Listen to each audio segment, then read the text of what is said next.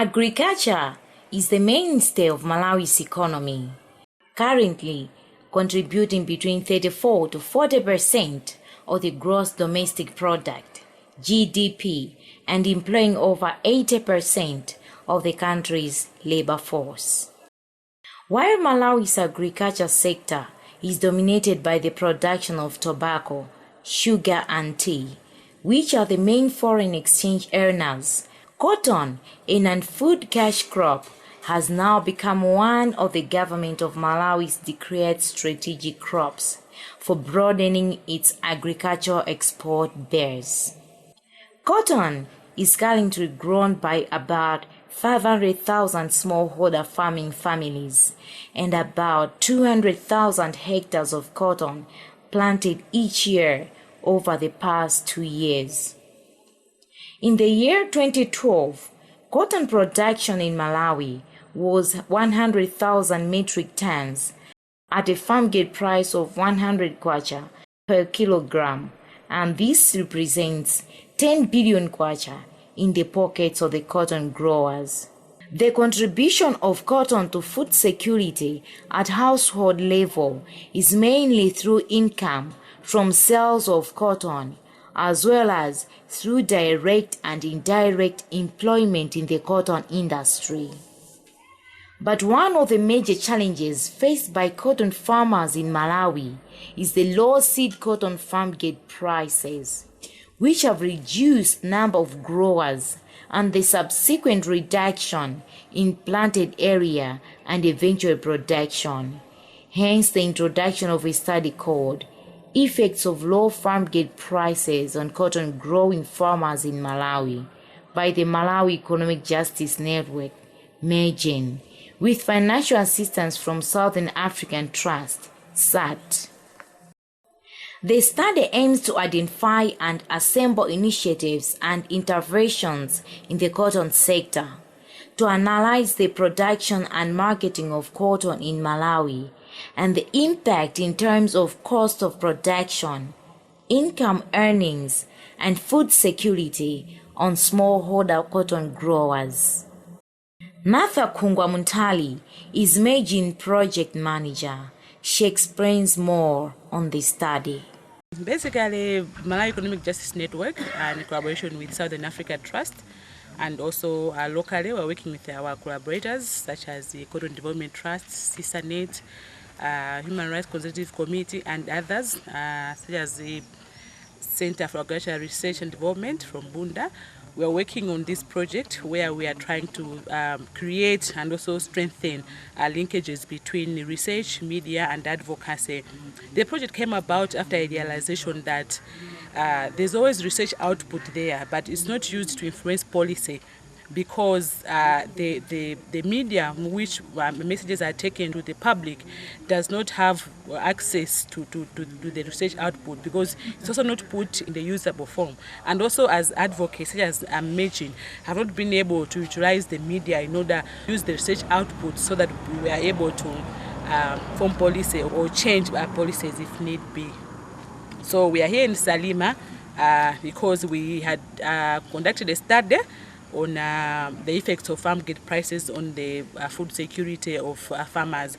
Basically, we were looking at cotton growing farmers. So we came here in Salima, we did some study and even validation of the study in Salima. So we are coming back to the farmers in Salima so that we are able to give feedback to them, and also to make sure that the findings of the study we are able to tell the farmers. And as MEGEN and our collaborators, the ones I mentioned, we want to embark on advocacy. So we cannot do advocacy without the people concerned. That's why we are here in Salima, to make sure that we capture the farmers' voices regarding the issues that were highlighted in the report. After the study was concluded, the results showed farmers grow cotton and harvest without knowing the actual market they will sell to. They do not know the price, and that the minimum prices are not communicated to them in time, among others. To appreciate what cotton farmers are going through, we'll first of all take you to Salima district to hear their views. Let's start with Chinguluwe Cotton Scheme, which is under Chinguluwe EPA. Gulu lathu la Chinguluwe Cooperative likuyenda koma pang'ono-pang'ono. Tikulankhula choncho chifukwa chakuti ulimi wathonje kuno kwathu ku Chinguluwe mmene takhala tikulima zinthu zina ndi zina zakhala zikutivuta. Alimi akuti ku Chinguluwe ndife olimbika kwambiri kulima thonje. Popanga bungwe lathuli timafuna kuti tizilima thonjelo nkumagulitsa pa mtengo wabwino. Komano mitengo imene timagulitsa thonje kuno kwathu si mitengo yabwino chifukwa makampani amatha kumatigula thonje pa mtengo imene iwowo afuna. Komanso ngati cooperative timayenera kuti mbewu yathu tikalima tiziyika pamodzi. Ndi chifukwa kuti tamanga chinyumba chimene mukuchionachi kuti chikhale warehouse kuti tikakolola tizisungiramo. Koma tsopano mu zaka ziwiri zimene zapitazi kunonso ku Chinguluwe ngati ndi skimu ndalandira project yokuti tizichulukitsa mbewu ya thonje. Kotero kuti oti atigule mbewuyo anangotipatsiranso aboma. Kotero kuti mu zaka izizi tikumalima thonje ogula wake kulikoti alipo kale amene amangobwera ndi mtengo umene iwowo afuna. Zimene sizitipatsa mwayi wakuti pakhoza kukhala kukambirana kwa mitengo ya thonje. Zovuta zimene khali kumana nazo pa ulimi wathonje, wani kumakhala kuti azilengiza amadzatipeza kuti mudzagawe njere. Vuto limambira kunjere amatifunsa mahekita yoti mukalima mahekita ngati ndipo aliyese amalemba monga amanene monga mene akufunira. Koma podzagawa njere zija munthu sulandira monga unatani unalembetsera. Chaka chathachi zipangizo zambiri zinazira ngati mankhwala nazira makampani ndi makampani mbakhala nzovuta chifukwa makampani yonse amafunira kuti ione chani ionese kuti kampani ipeza alimi ndiko kuti kama mankhwalako makhala kuti chani kokondera. Amafuna kuti alimi amene awapase mankhwala azagwise thonje ndi mankhwala ambiri sanagawidwe mwadongosolo. Ndiye kuti ngati zimenezi ulimi wathonje sunayende bwino chifukwa alimi ambiri mankhwala sanalandire. Kwambiri ife ngati kuti upskilling program yende bwino amafunika kuti mwina ngati kumbali ya zipangizo zingokhala ngati mwina mwa package kuti mmene mlimi alembesera aliyese katundu wake zingobwera ngati package kuti mlimi wakuti katundu wake ndi uyu kusinga kuti zingozera mwina ndi minamu makhala kwambiri kusokonekera. Koma makhala ngati package kuti mlimi wakuti walimisa mwakuti timbwese katundu mwakuti zimakhala ngati zalongosola kwambiri. Ulimi wathonje chaka chino ujenda bwino pachifukwa ichi. Wanu ndo imene ndi chaka chathu ndi ya chaka chino zikhala zikusiyana ndi kwathu kubereka sikubeka. Kachiwiri mankhwala moti nangasibali kuthandiza boma koma kuti atifikire ife alimi palika pampo. Ndiye akuboma akuziwa kuti kusettlement scheme ko liso cotton cooperative. Zono kuoperesa sidi, kuoperesa mankhwala zimangobwera mu chigulugulu a cotton cooperative alimi wamba basi kutunjika pamodzi. Ndiye maana kuti kwaife kuti ife tibeke boma lengele biro siri kutulebekeza walinaenera ziteka package kuti in special package ibile kwa cotton cooperative. From Chinguluwe, let's go to the area of Group Village Headman Majakale in the area of Traditional Authority Kombedza. Nkhani yakabwelejwe panjere mabwela mojedwera mankhwala ndiye mabwela mwinatu January thonje lolongeka kale. Kulima thonje sikundithandiza ifwa ya zambewu izo zomwe zikubwera zokhala zosathandiza ayi. Tilikalima dzibaba dziyoyoka mayoyoka dzibaba ndetikaliliro thonjelo ndama zakeso zochepera ndi siyugwira ayi. Liula mlimi kwa Majakale sifingayo mene ziyene ufika muzifukwa izi watu kuno uyu amatiyendera ali ndi dera lalikulu kwambiri ndiye kuti atenge malipoti akose kuno amachepera ndiye kuti ikafike tili ndi mlangisi wa agriculture yekha kuti zikafike kuno kuso kumakhala kutonongeka. Current trend and the marketing has been fairly good, I may say, because the production wasn't much to our side because we had a lot of negatives than positives because farmers were not up to the up-to-date ones because we were very much on the lower side. Looking at the lower productions, farmers really wanted higher prices so that they may pick up because you may see somebody has maybe picked cotton maybe 2, 3, 5 bales per acre as compared to maybe 8, 7, 10 bales per acre. So really farmers wanted a higher, very high prices, maybe up to maybe 400, 300 or sometimes maybe 250 per kg.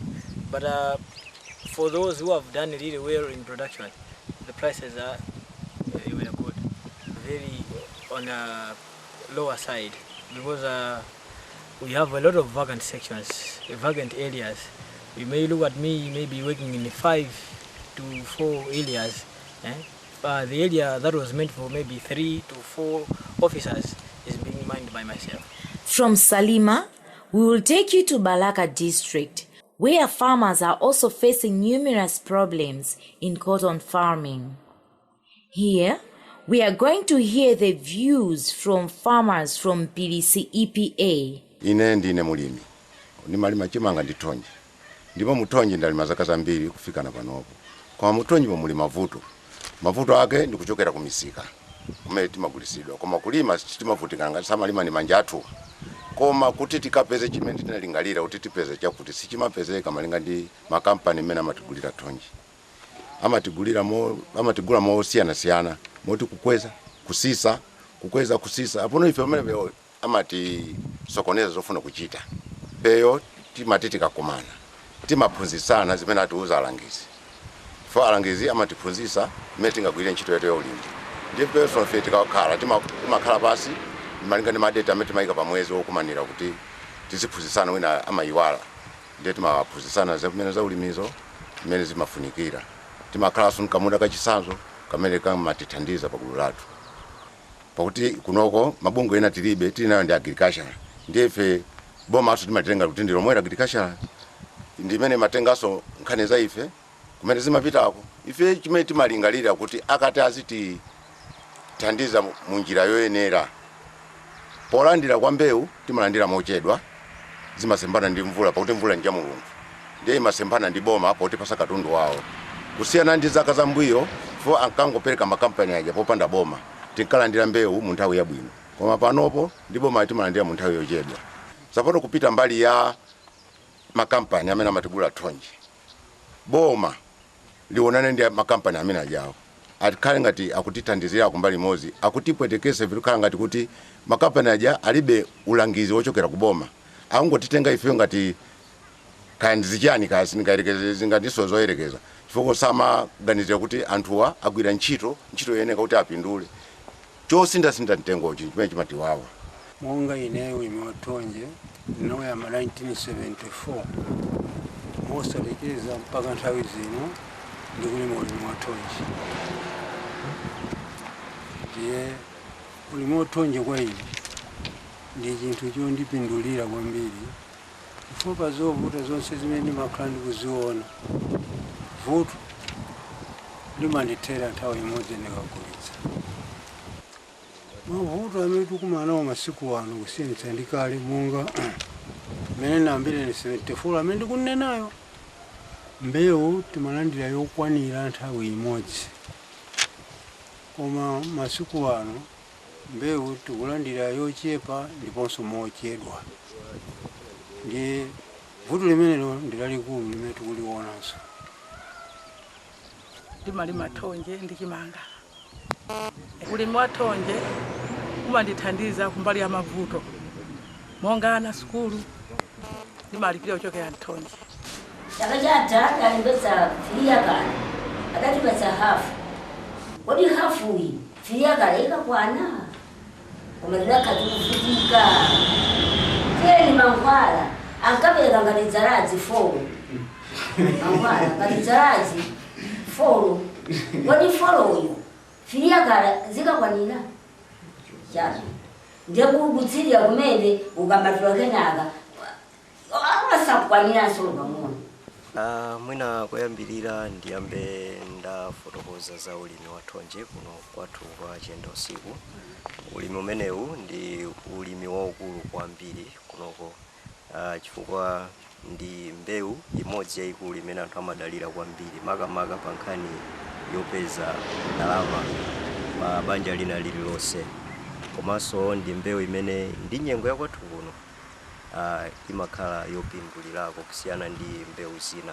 Chifukwa kwathu kuno nthawi zina timakhala ndi ng'amba mwina kuchepa kwa mvula, komano mbewu yathonje imaoneka kuti imapirira ku ng'amba umenewo, ndi mbewu yodalirika kwambiri kuno kwa Jenda usiku. Mavuto ena ndi kuchepa kwa zipangizo zimene anthu amapempha kuti alandire. Nthawi zambiri akapempha kuti ndilima 1 ekala, pamapeto pake timazawuzidwa kuti anthu tikuyenera tiyapatse hafu ya zimene apempha. Ndiye zimakhala ngati kuti mulimi uja tikumuuza nthawi yokuti wakonzekera kale china chilichonse, kwangotsala kuti alandire zipangizo. Ndeno zimawasokoneza pa ndondomeko yawo ya mchaka chimenecho. Kuno kwa Jenda usiku tili ndi mabungwe amene tikugwirana nawo manja kwambiri pa nkhani imene ya ulimi wa thonje. Mwachitsanzo tili ndi bungwe la CDT. CDT Cotton Development Trust amatithandiza kuti tikhale ndi minda ya chionetsero imene maklabu aja amene timafotokoza kuti tinakhazikitsa kuno amatha kupita kukaona amene akuyenera kudzalira mbewu ya thonje, komanso amene akuyenera kuyisamalirira kapoperedwe ka mankhwala kufikira kukolola. From PDC EPA, let's go to Livilivi Cotton Scheme. Muno mwalakalaka nditu ni muzi wa Chisanzo. Mbewu imene timalima ndi ya thonje. Chaka chino ulimi wa thonje chiyambi cha mvula unadzayenda bwino, koma katikatimo malingana ndi kuchuluka kwa madzi sunayenda bwino. Kamba kuti madzi anachuluka, thonje limatitimira, mbewu imabwera mochedwa. Kachiwiri mankhwalaso amabwera mochedwa, chifukwa mbewu ya thonje kuti ichitike bwino ndikuyambirira idakali laling'ono kupopera. Mvula ikagwa bwino mbewu iso imachita bwino. Misika inayenda kuti poyamba anadzamba ndi 180, kenako 100, kenako 120. Ndiye padzafikanso pena paje pobwerera mbuyo kuyambanso kuti tiyamba kugula 80. Ndiye ife tinadandaula monga alimi. Ulimi ndi wovuta. Fikana muonena kuti thonje ndi la uji walimba nazo. Kudandaula timadandaula. Ndipo tikadandaula choncho chithandizo sichipeza choti bwanji ya. Ayi. Gulu lathu la thonje taona kuti zinthu sizikuyenda bwino. Kulima timalima onse a klabu, koma kumbali cha malandiridwe azida zofuna kugwirira ntchito mundamo zimbopera mochedwa.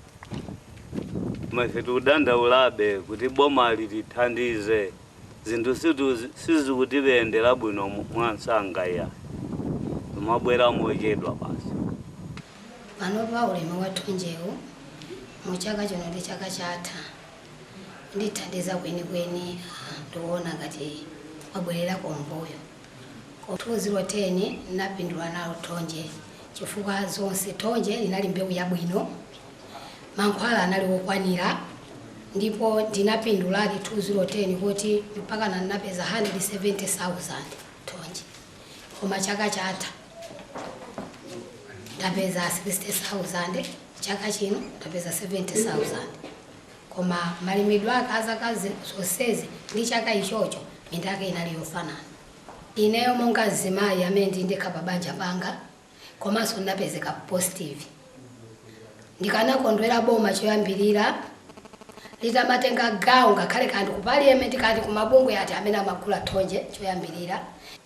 Azitipasa mbewu yoyenera imene munthu walembesera, komanso mbewu izikayo yoti ayiona kuti kunoko ibereka bwino. chiyambirira chimenecho kuti pasa mbewu yabwino yosakati yoyoka kwa ine fundo yoyamba. Fundo yachiwiri kuti pasa mankhwala oyenerera ndi munda umene munthu watani walembesa umene afuna kulima wakonzekera. Osakhala kuti uzizaperewera kwina kupezeka kuti umakachitira maganyu kukakongola mmene munja mabokosi akuyoyoka chifukwa choti munda ndi waukulu mankhwala ndi ochepa. Ndikanakonda kuti mankhwala azipereka oyenerera mmene munthu walembesera wani. Boma likutiyimirira likutenga nafe gawo ngati ife alimi chifukwa mwalimi mulizimayi ngati ine amene apezeka positive amene ndi ana amene ndiye ndi anthu amene akuyang'ana kuti ndadyese. Sono ngati ndikupondezedwa kupita pasi anthu amene azathandizidwa bwanji kani mwana sukulu azapita bwanji pasogolo. Tetati kukhala pagulu ndi kwabwino chifukwa chonena kuti zinthu zimene zimatha kubwera zitipeza pagulu komanso tikafunanso ife kuti tikufuna kapena tidandaule madandaulo atha kumveka chifukwa tili pagulu. Kulekana ndi kuti ukhale wekha sizingathe kumveka koma muli pagulu zikhoza kumveka chifukwa azitenga kuti ndi gulu satenga ngati wekha za kunyumba kwako. Ulimi wa thonje kuchiyambiko unaoneka kuti ngati ukhala wabwino kutamva nkhani ya mitengo chifukwa mitengo adachambira pa 150 kwacha kufikira mpaka nakamaliza 230 kwacha. Koma chomvetsa chisoni chokhumudwitsa nchoona kuti chifukwa cha kuchepa mphamvu kwa kwacha napezeka kuti ndalama inaonekenso kuti inali ndalama yotikwanira kumbali yathu chifukwa kunsika kumene tipapita kukagula katundu kuthandizira ku mabanja athu timakagula katundu timampeza mokwera choncho ndalama sidagwira ntchito. Komanso kuyambira komwe kumene ulimi wathu tinawuyambira nkuonera kuti mbuyo moti nkamva kuti boma lakhazikitsa pologalamu zaka zake ndiye sendazika nkati zatu ka 5 years kuti ulimi wathonje ukhala m'manja mwa boma kumbali ya mankhwala mbewu komanso kakhale mipope. Chimachitika mwatsoka nchonena kuti nthawi zambiri mbewu ya thonje timapasidwa mochedwa mvula mwina itagwa kale pamene ifeyo timazolowera kuti mbewu anthu timayenera kumadzala mofulumira ndi mvula yoyamba. Komanso mbewu ya thonje munthu kulembetsa acres mwina umapasidwa mbewu pa muyeso wa half acre ina 1 acre. Zimene zimapangitsanso kuti ulimi wa thonje uja usakhale monga mmene mulimi anachitira fulani. Komanso kumbali ya mankhwala ndi kumatheka kuti munthu kulembetsa mwina 4 acres akumpatsa botolo limodzi mwinanso botolo limodzilo makagawana anthu awiri. Amangopereka ngati mwa uniform mosangana kuti wawanyeka ndani wa 4 acres ndani mali yesu kumpatsa limodzi. Zimene zimapangitsanso kuti ifeyo ngati anthu amene tinapanga kale plan kuti tilima ulimi umenewo timapezeka kuti ukagula mankhwala ena cholinga choti ulimi wathu uja usabwerere mbuyo. Komanso mankhwala timakagula ndi ndalama zathu za mthumba timakatenga akatapira cholinga ngasi zimatigwera momwe asi tinaziyembekezera. Mipope adatipatsa chaka icho mudzi mwathu muno ndi mudzi umene uli ndi mabanja osachepera 250. Komanso mabanja onsewo pafupi 3/4 ndi alimi athu ichi. Mipope imene tinapasidwa yosachepera 10 ndiye monga mudzi wachichongo tulero mawa mwina pa tsiku kumapopera 5 zonsezo zinaonongeka. Poyamba project imene ya ulimi ikuyambika tinkamva kuti tizipereka msonkho. Sono thonje lathu akuti tikalima amatidula msonkho ndipo chaka chathachi amechi ndabweranso apo mukatsimikizira zimene zinzoonadi mumapereka msonkho. Sino msonkho amapereka ndi machulidwe athonje amene munthu walima.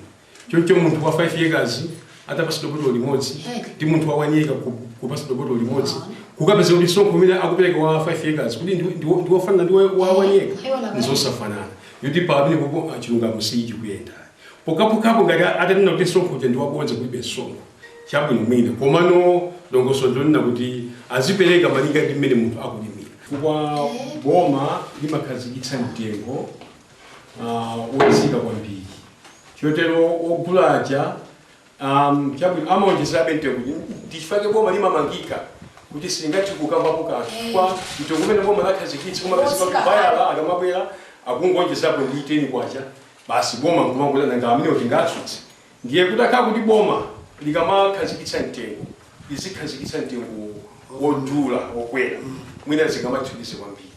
Komanso kumbali ya ogula omwewa nthawi nake atabwera mutabwera inuyo munkafotokoza kuti vuto munkana kuti inuyo ngati mechi mwathaso kumwa ndi mabaya amene amatitoa ife tonje ndi amafotokoza kuti adakutengera ndika kuma warehouse ku nyumba zawo zimene amasungira katundu andakakuonetsa miyala imene ifeyo timayika mthonje akuti imene imapangitsa kuti ife azitipatsa mitengo yotsika ifenso ngati anthu okhala kuno kumudzi nkhani imene chaidati wapo timakhala ndi kafukufuku ife nditu munthu mulimi akapeza kuti akutenga mwana nkusiya ndiye ife nafenso alimi tapeza kuti nkhani ija amatinamizira amayika miyala ati ndi antchito amene iwati amalemba ntchito akashota pamene amatenga miyala pofuna kupanga kava mashoteji awo aja zimenezo ndithu mukamaka kumana ndi mabela mudzika auze miyala imene imapezeka mmabelo ija amayika ndi atsikana ndi anyamadano amene mumalemba ntchito akashota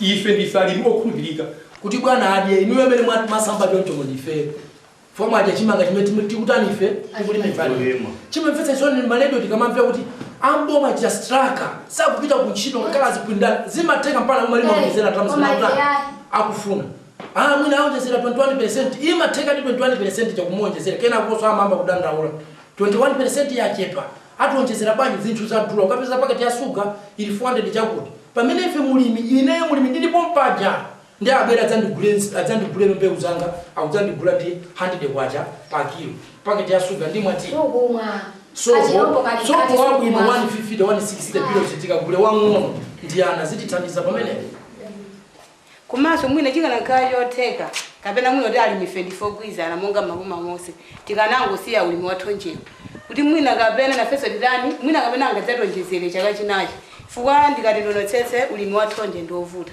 fukwa panopa tithoyekezana kuti chimanga titha kungososa kupanga agriculture kandi kutani ndiye kuti tikangopali atchera mbalichi tasiyana nalo koma tikati tinene ulimi wathonje bweza kumatiganizira fukwa panopa tisosa ndiye tiyambe kuunda ndiye tipalire ndiye plus kuti ulime 2 acres kuti ulilongosole kuti tioneka kuti ni lithonje akuluakulu bweza boma kutiganizira fukwa ndikati ndionetsetse muna molime nawo ndichabe koma ulimi wathonje umene kubwezetsedwa mbuyo ndikuona ngati pamene pova boma akutirani akutilakwira ndiye nadi apapa zimene zunenekazi fukwa ndindisanami mabungwenu ndiye mumapezeka nthawi ino yoti tikusosa tikamaunda paja kuma nthawi kuti no mathonje ajamba nkhunje kali kwamba ophulika sitiona wina aliyense oti kamene kuti abwera atisegule makuti muta mmene mwatere mukalimikani kamene mwangosolamu ndiye kuti ife munatirani tikukhalirani kumbuyo ndikuona nganoyo sizitani sizichitika ife timoneka nganoti mukudzatipanga juga ndabomawo kuti tapitani mudzikanyengerera amene aja apange mwachangu iyi ayi mudzikanamiza iyi tipanga mwakuti